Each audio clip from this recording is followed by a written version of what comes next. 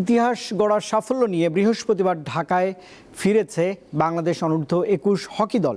টুর্নামেন্টের সর্বোচ্চ গোলদাতা স্ট্রাইকার আমিরুল ইসলামকে নিয়ে উচ্ছ্বাসের কমতি ছিল না ফেডারেশনের কর্মকর্তাদের। তবে আমিরুলের চাওয়া নীল টার্ফে যেন লিগটা নিয়মিত হয়, কিন্তু ফেডারেশনের কর্তাদের বক্তব্যে স্পষ্ট হয়নি কবে থেকে এই লিগ শুরু হবে।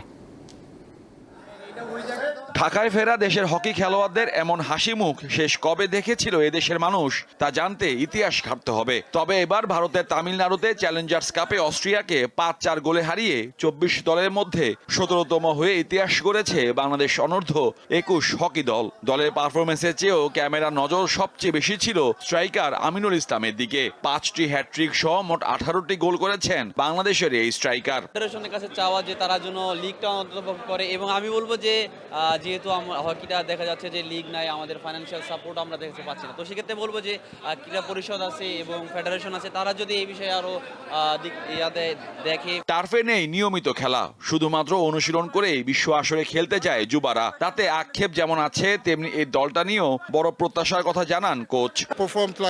এই দলটার মধ্যে সমঝোতা ও পেশাদারিত্ব খুব ভালো, কেউ কারোর ওপর কোনো অভিমান নেই, প্রত্যেকে একে অন্যকে সাপোর্ট করে। ফেডারেশনের উচিত এদের নিয়ে সঠিক পরিকল্পনা করা।